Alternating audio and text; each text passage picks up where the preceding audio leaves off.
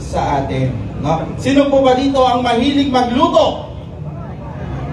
Mostly kasi dahil Women's Month, di ba? Oh, yung mga kababaihan natin. Ako, misis ko, pinaglulutuan ko, partner. Oh, siyempre ako rin. What if ganito ang kinalabasan, di ba? Nag-overheat na yung ating mantika, right?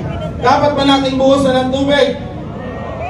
Hindi. Bakit? Ano ang pwedeng mangyari kapag binuhusan natin ng tubig? Paalala po, huwag pong gagayahin sa bahay, ha? Yan. Kahit konting tubig lamang po, pakibuhusan ng konti na. Yan. Yan. Mag-focus po siya ng steam. At pag yan po ay lumaki pa, pwedeng pagsimulan ng sunog yan. Magbe-burst po yan. Yan. Nakita nyo yun? Konting tubig lamang yan. Dagdagan mo nga ng konti. Tingnan natin. Yan. Yung pag ganyan po, nag-aaboy o nagliliyab na, ang gagawin po natin, kumuha po tayo ng takip ng kaldero o kawali. Paano po ang pagtakip? Mula sa baba. Yan. Yan. Yan. Upang huwag tumilamsik po sa ating apoy. Kung wala naman po tayong takip, ang gagawin po natin, meron po tayong, sige partner, basang-basahan. Paano po? Tatakip lang po natin mula sa baba, papunta. Yan. At isasara po yung, sige partner, yan, isasara po natin yung regulator. Yan. Kung wala naman tayong makagamitan ng ganyan at meron tayong fire extinguisher sa bahay, paano po natin gagamitin yung fire extinguisher? Paano? Yan. Sabi ni ma'am. Yan. Pasok. Yan. Tandaan po natin ang acronym natin na TPAS. Okay? So, sino po ba ang may ganito sa bahay? Siyempre, iilan lang. Yan. Paalala po. Okay. Ano po ba yung T sa TPAS? Transport with the P. Okay. With the P. The safety seal is broken. Okay. Yan po ang tatanggalin natin. Sunod po ay yung letter P. P. Pull the P. Yan. Pull the P. Kailangan pong matanggal po yung P. Yan. A. The nozzle at the base of the fire. Tamang paghawak po. Sa dulo po ang tamang paghawak. One step forward, one step backward. Yan. Kasi may pressure po yan. Pag ginamit natin, pwede tayong matumba. Then letter S. Squeeze the lever. Yung lever po, yung nasa taas. Yan. And last na S po natin sweep from side to side. Yan. Tandaan, T, pass. Twist the pin, pull the pin, aim the nozzle at the base of the fire, squeeze the lever, and sweep the nozzle side by side. So sa muli, kami po ang nagpapaalala mula sa Bureau of Fire Protection. Ngayong Fire Prevention Month, sa mamayang nagtatamayan, sunog ay maiiwasan. Magandang umaga po. Muli po, palakpakan po natin. Maraming salamat po sa daming fire safety games po. Noong nakaraan pong March 8, nagkaroon po ng motorcade headed by the DRRMO. Nakasama po ang Bureau of Fire Protection at ilan po mga fire volunteers and fire brigades ng Pasig. Noong March 9 po, nagkaroon ng fan bike na nilahukan po ng mahigit 500 na participants. Sa March 30 naman po, magkakaroon ng Women's Month activity. Ito po yung mga series po ng activity. March 15, magkakaroon po ng open house po sa Meralco Rescue. March 17 is magkakaroon ng bloodletting sa Meralco Rescue din po. And sa March 22, magkakaroon po ng Fire Industrial Fire Olympics. And to give his inspirational message, may we call on our City Fire Marshal, Fire Superintendent Christopher C. Angot.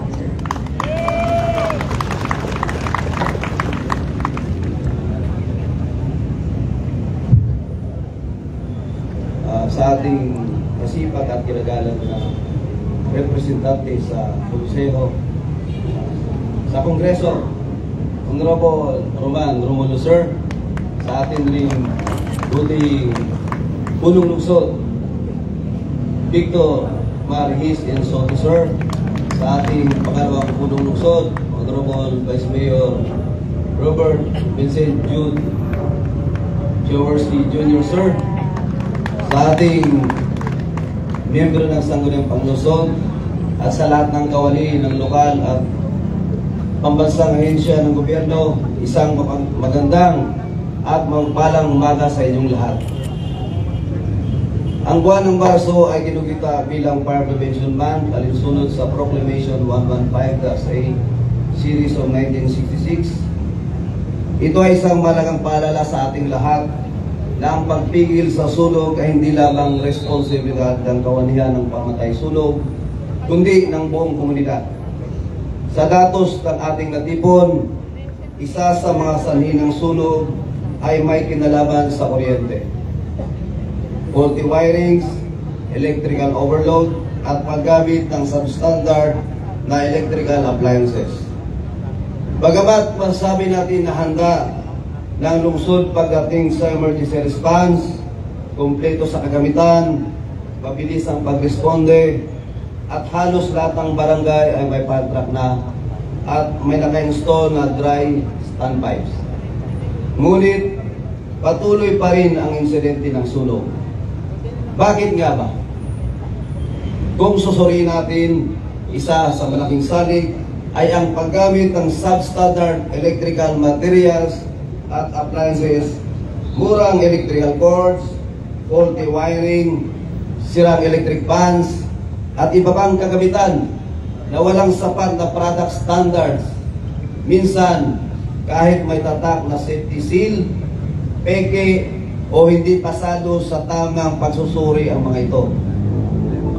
Dahil dito, isang mukhait o sana na pag-isipan nating magkaroon ng isang city ordinance na magpapawal o maghigpit sa pagbebenta at pagbili ng substandard electrical products sa Pasig City.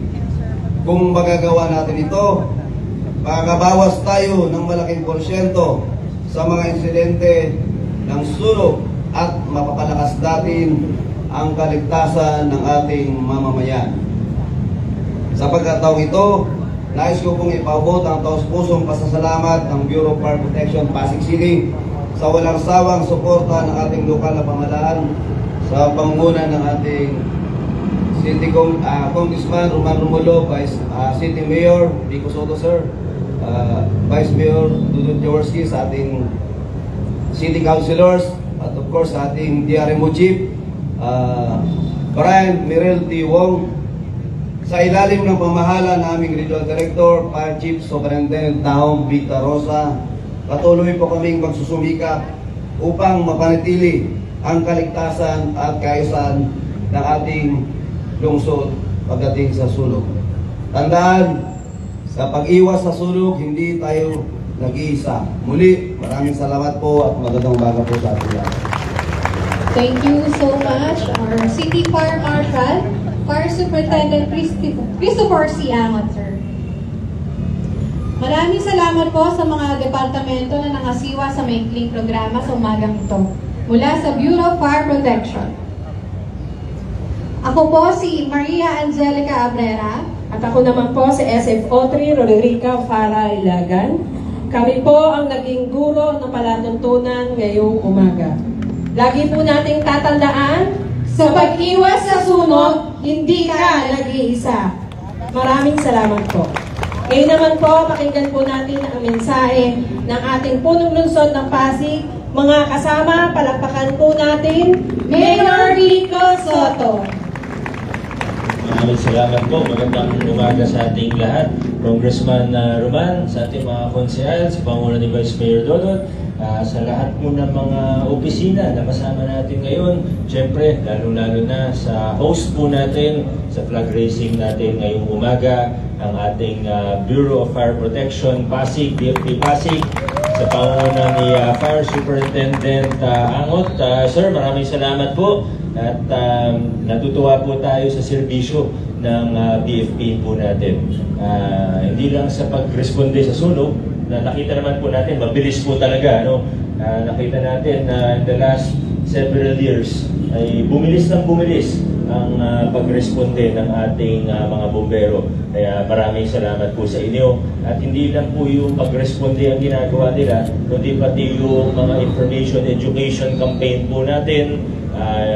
Araw-araw po yung mga campaign nila na ito. Lalo na syempre pag Fire Prevention Month, tuwing buwan ng Marso.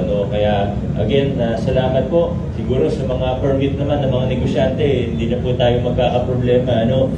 Yun na lang naman. Pero sa lahat ng iba, maganda po ang serbisyo ng ating PFP. Pabilis ng pabilis at lalo pang gumaganda. Muli po akong bumabati ng maligayang buwan ng kababaihan. Binabati ko rin po ang lahat ng nag-birthday na department head. Lalo na yung mga nag-50th birthday. Attorney Joe, happy birthday po sa inyo. At papasalamat din po tayo dun sa mga sumayaw kanina. Sa pamumunan ni Berong at partner ni Berong. Ano pangalan? Berang? Berang, totoo? Okay. Si Berong Bumbero at si Berang Bumbera. Ayan, okay. Ayos kayo Sa susunod, pag nagkaroon ng wala pang IT month para si Sir JC naman ang sasayaw. Magandang umaga po sa ating lahat. Adjourn na po tayo. Salamat po.